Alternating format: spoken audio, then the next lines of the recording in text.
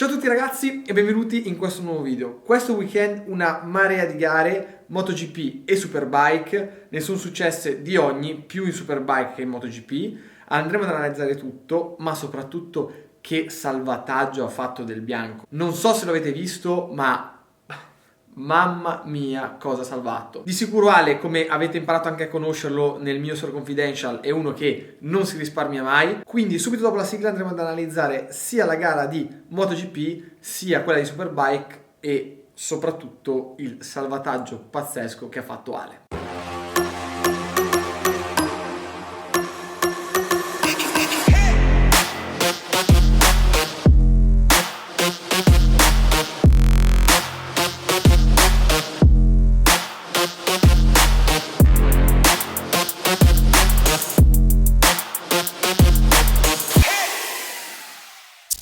Direi di iniziare dalla gara di MotoGP che non ha offerto grandissime emozioni, ma alla fine si sapeva, Marquez è veramente troppo forte in questa pista. 9 su 9 era prima di arrivare lì, adesso è 10 su 10. Questo particolare circuito che volta tantissimo a sinistra è praticamente casa di Marquez, come Austin dopo tutto. Come riesce a farla girare di lui di gas? Non riesce a farla girare nessuno e quindi questo tipo di piste proprio gli danno un gran vantaggio a lui e alla Honda. In gara non ha voluto assolutamente rischiare, passeggiava, prendeva 2 o 3 decimi al giro e pian piano ha allungato di 4 secondi fino alla bandiera a scacchi e soprattutto ha fatto il pieno anche col fratello Marquez che si è riscoperto campione in Moto2 dopo 3 anni di completo anonimato e ne ha praticamente vinte 4 di fila se non sbaglio. Quindi è stracurioso capire come il click mentale fa fare ai piloti questi salti di qualità incredibili, perché uno pensa dopo 3 anni se sei sulla stessa moto,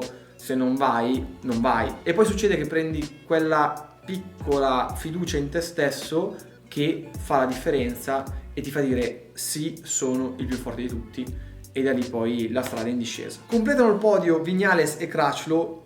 Io non vorrei essere stato nei panni di Viñales, perché avere Crutchlow dietro a 1 centimetro per tutta la gara deve essere stato peggio di un incubo. A ogni staccata probabilmente Viñales sentiva Crutchlow che cercava di entrare con la paura di venire steso. Veramente non lo auguro neanche al mio peggior nemico. Subito dietro c'è stata una guerra pazzesca con un filotto di piloti che andavano dal quinto fino all'11° se non sbaglio, da Rins fin quando è stato in piedi a Aleix Espargaró, e anche lui fin quando è stato in piedi perché si sono stesi tutti e due. Rins appunto sta iniziando a sbagliare un po' tanto, si ingolosisce sempre durante la gara e fa questi errori qui.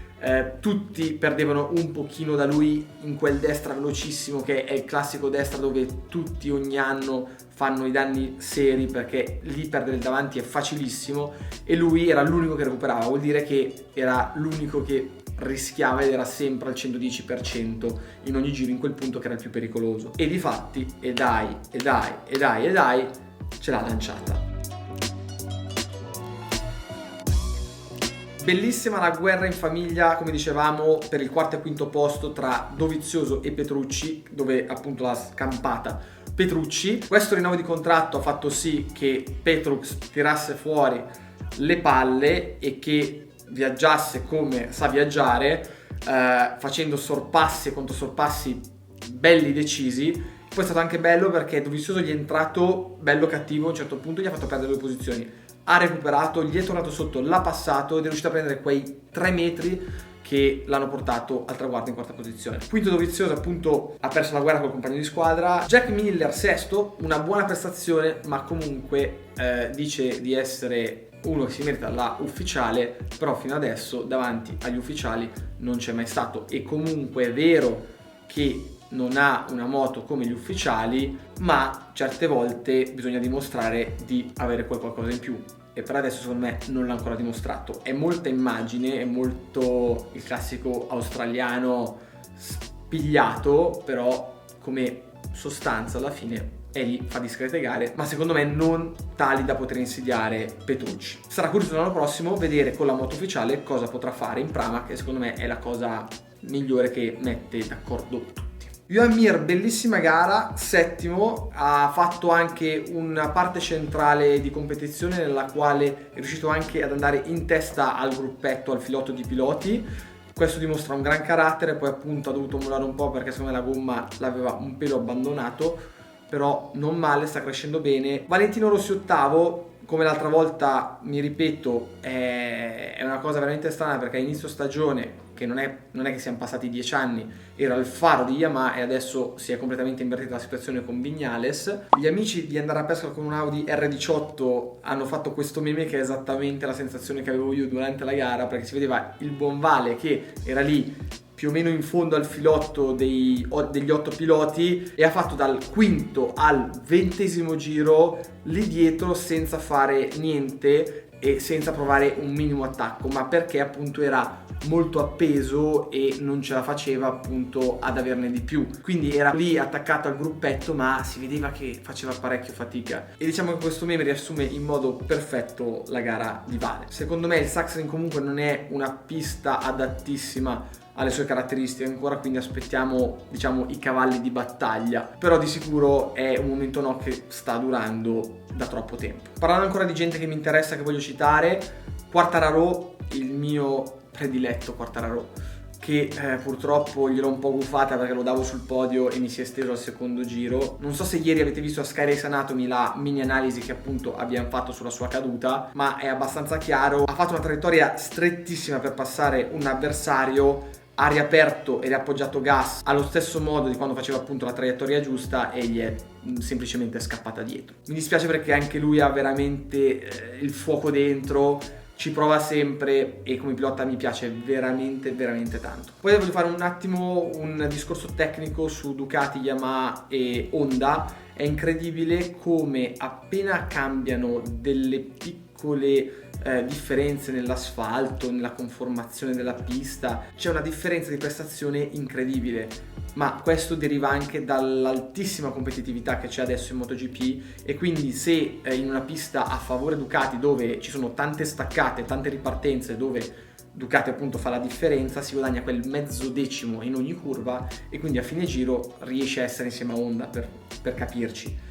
E invece in queste curve dove sono praticamente tutte a favore di Honda, Honda prende mezzo decimo in ogni curva e a fine giro vuol dire che pianta un secondo al giro a Ducati. E dal mio punto di vista è inutile creare una mega moto con un mega motore dove appunto quando arriva in piste a lei congeniali fa la differenza, però poi invece quando va in delle piste con tanta percorrenza come qui al Sachsenring e soprattutto dove la moto deve voltare molto bene, vanno nel pallone completamente, perché parliamoci chiaro, il gap dalla Honda di Marquez, del signor Marquez, è veramente troppo esagerato. Terminiamo rapidamente con le gare di Superbike e il mega salvataggio di Alessandro. Ma cosa ha fatto? Non so se l'avete visto, ve lo faccio vedere qui. Purtroppo le immagini trovate in giro non sono delle migliori, ma per farvi capire il livello di difficoltà. Più di come ha fatto a salvare questa situazione, bisogna dire che gara che ha fatto Ale, perché come dicevamo appunto anche nel Sole Confidential, insieme a una moto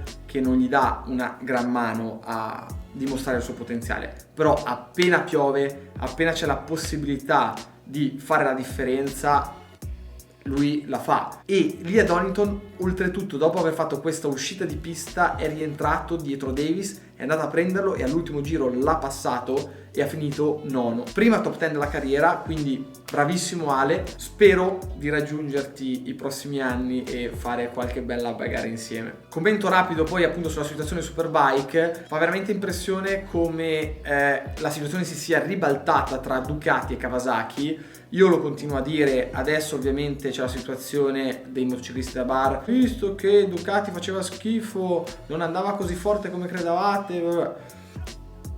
abbiate pietà. Se Bautista non avesse buttato nel cesso queste 3 gare che valgono 3-0, staremmo qui appunto ancora a dire campionato tranquillamente chiuso in mano a Ducati e tutto il resto. Invece purtroppo sulle moto ci sono umani che sbagliano.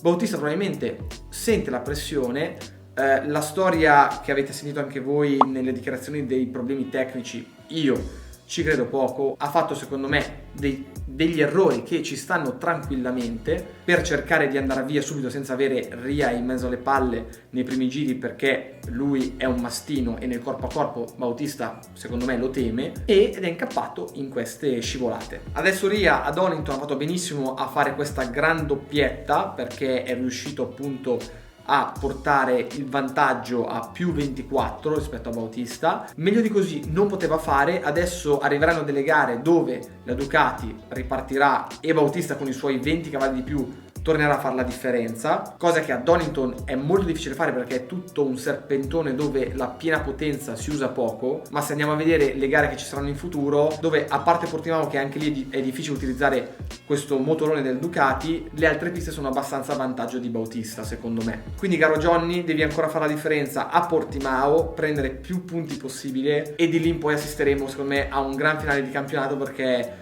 grazie a questa situazione sono veramente riusciti a riaprire questo campionato che fino ad adesso, o meglio fino a 3 gare fa, sembrava chiuso e strachiuso. Ma bisogna sempre essere obiettivi e non farsi prendere dall'emotività. La Ducati è una moto superiore e con buona pace di tutti, avere 20 cavalli in più rispetto alla concorrenza non è mai stato uno svantaggio. Ci sono piste più favorevoli e meno favorevoli a Ducati, perché comunque è una moto che è acerba ed è ancora da mettere a posto, ma comunque è superiore. L'unico motivo per il quale Kawasaki ha vinto queste ultime gare è solo per il buon polso di Ria, che fa la differenza nelle piste dove ci vogliono i cojones. L'unica roba che mi è dispiaciuta è che nel momento di difficoltà Ria si lascia andare a delle dichiarazioni da dupalle. Se nel momento di difficoltà, dove era a meno 65, si fosse tenuto per sé quelle lamentele su lamentele che ha fatto, avrebbe fatto secondo me